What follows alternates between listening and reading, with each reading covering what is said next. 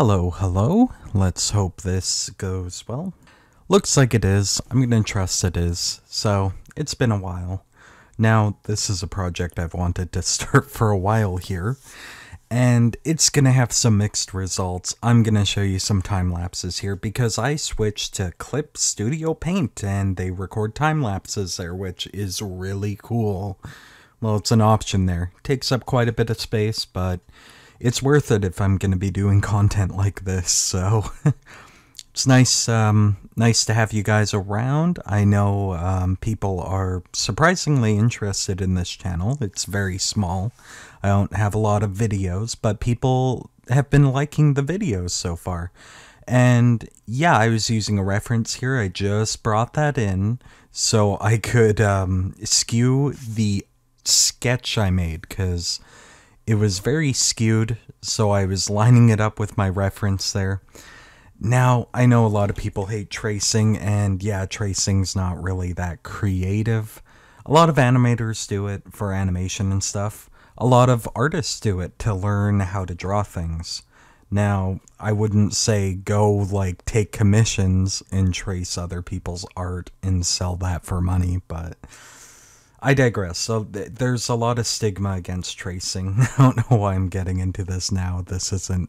We're not going to have enough time to debate tracing, but a lot of amazing artists will tell you tracing's awful, and they've been tracing this whole time to get where they are. So I don't know. I feel like there's a bit of a conspiracy there to prevent people from learning, to get that muscle memory in, to understand muscle memory to understand what shapes are and whatnot. Because for practice, mind you, I don't like always do tracing and stuff. I don't trace for my official art that I post. For practice, I'll take muscle diagrams and I'll literally just trace over them. Well, I'll draw through, as Ethan Becker says, where you kind of trace, but you simplify things. You don't like fully etch out everything you see. You draw the basic strokes that you see in shapes and stuff. Yeah, I don't really hate this Pikachu. This Pikachu is a bit of a test.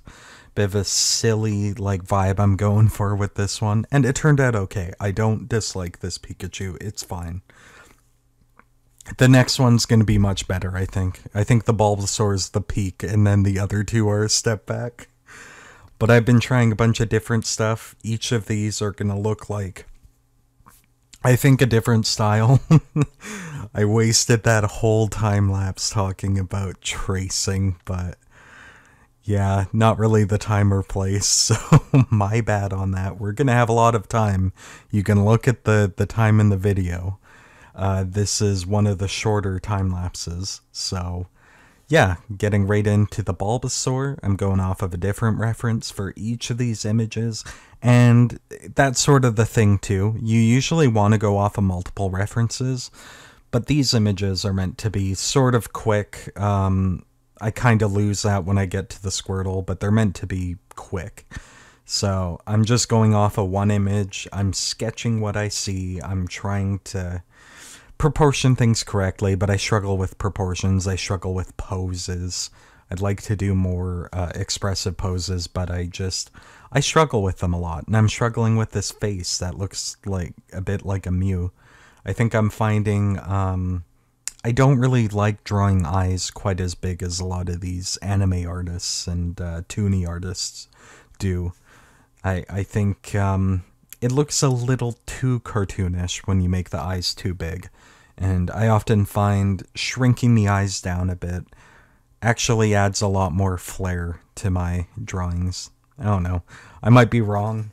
I seem to have bad ideas about which bits of my art work and which don't, because I often find when I dislike a piece that I did, it gets tons of likes, and when I like a piece I did, it gets a few likes. But anyways, I'm very happy with this one. This one's my favorite. Yeah, we're getting the spots in here. I put in like way too many, so I just kind of reel that back a little bit. Got like a reference. And this is how I basically draw any sort of fantasy character. I draw a human body and then I add in features as I go. I think that's the way to do it. That's the way I like it. When other people do it in other ways, I think it looks a little uncanny. I know a lot of people prefer other anthropomorphic styles, but I don't really. So, yeah. Also, this video might get age restricted. Probably, but I mean, I am doing art here. Like, let's hope this is within the guidelines. Let's hope this isn't pushing it too much. Yeah. Doing lighting here, this is always a struggle. This is one of the reasons why I don't draw furred characters so much. I draw like more smooth-skinned characters, scalies and stuff, because the lighting tends to be simpler. You tend to have more like blurred bits to make it look smooth and stuff. With fur, you have to have like textured shading and stuff like that, and it gets pretty difficult, I find. This is a bit simpler. My shading technique's pretty good here, actually. I think the shading worked pretty well here.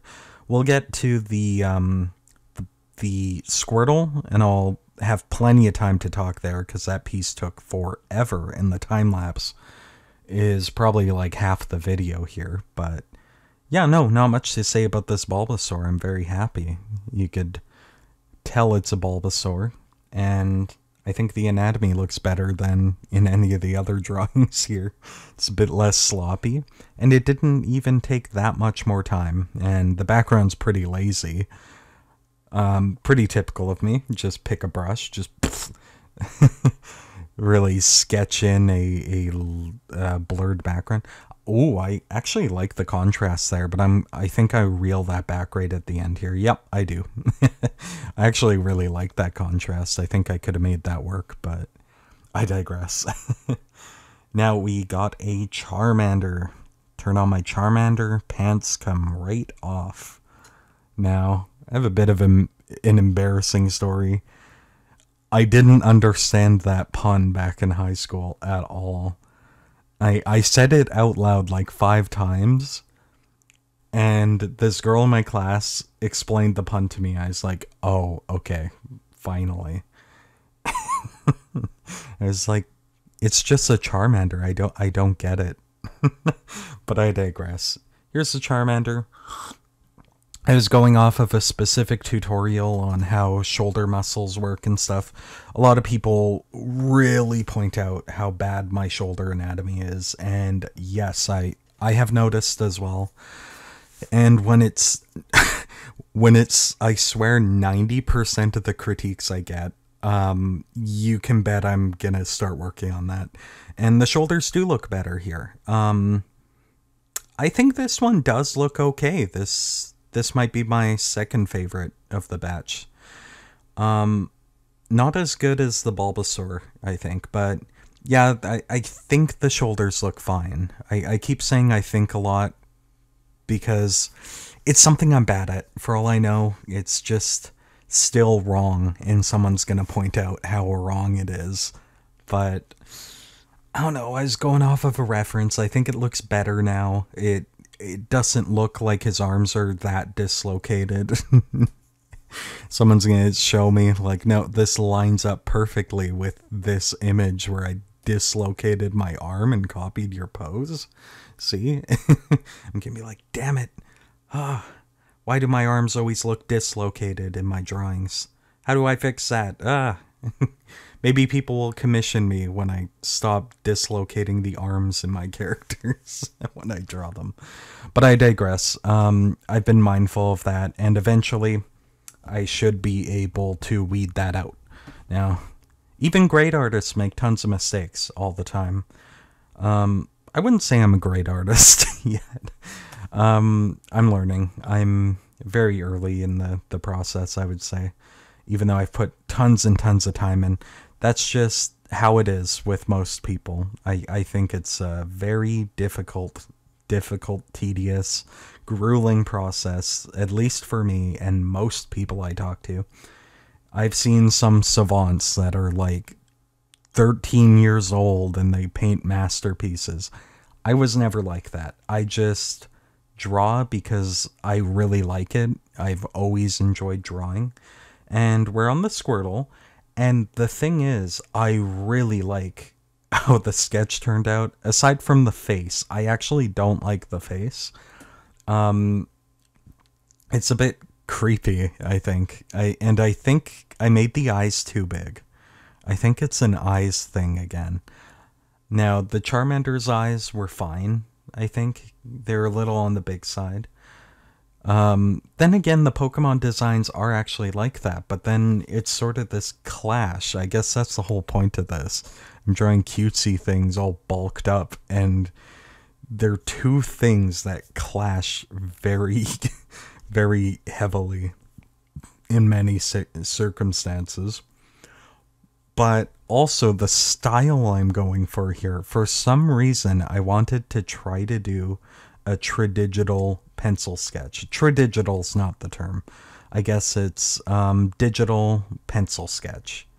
Meant to emulate a traditional style.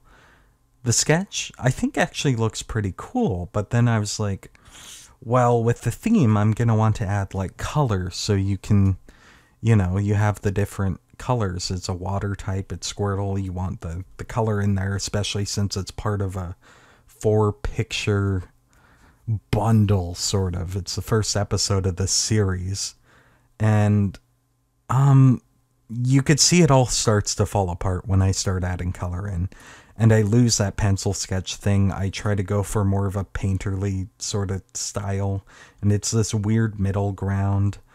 I try to up the contrast, try to add in darker shadows, lighten the image, and then add even darker shadows.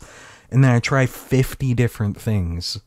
I like do 50 layers of things that I just end up completely scrapping. So this actually looks way better than the final product, I think. I think if I stopped here, this would have been fine. I literally spend like 80% more time on this stuff. Like, I literally triple my time or something here, doing a bunch of stuff I don't like in the long term. Just messing it up, overworking it, and adding a bunch of stuff that just takes away from it. And you're going to see that right here. Another problem, I'm getting these tones completely wrong. Here, Squirtle looks very dark. Like, the blues shouldn't be that dark. Blues shouldn't be that dark, and I can't really see the forest for the trees. And standing back and watching the time lapse, I can go like, that looks very wrong. I can see how that looks off. How that's not meshing together. So, yeah, I don't know.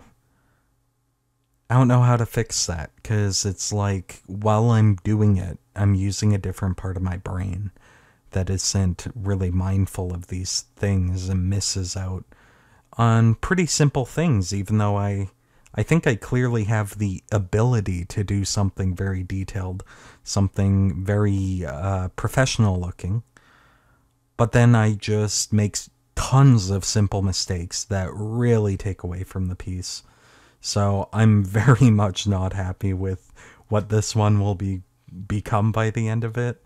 I've sort of saved the worst for last, and I've spent the most time on it, so I'm very sorry for those of you who are very disappointed with this one. I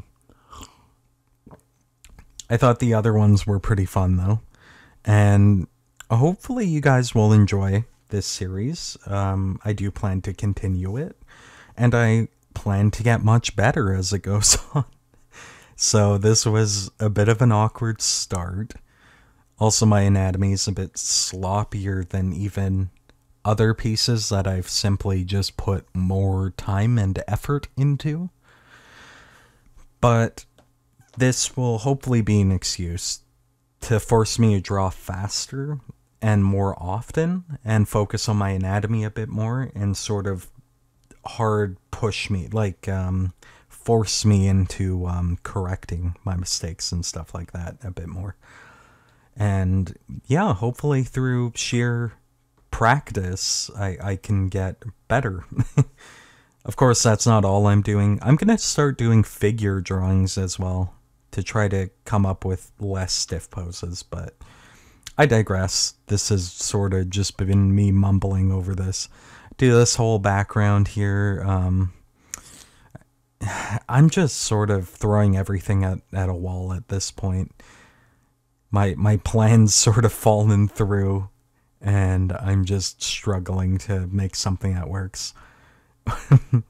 But yeah, I'm gonna struggle with this color mixing until I get to the end where I'm just like, screw it. Okay, just submit this. And then we're gonna fade into all 4 pictures side by side. That's how this is gonna go. But I would like to thank my sponsors on Patreon. Thank you for joining my Patreon. That is the Voidfish and Patches. Unfortunately, we did lose someone from our Patreon a while back. I know we don't get a lot of updates, but we also gained the Voidfish, so I would like to thank him. And I hope you enjoy this video. Stay salty, bros. See you later.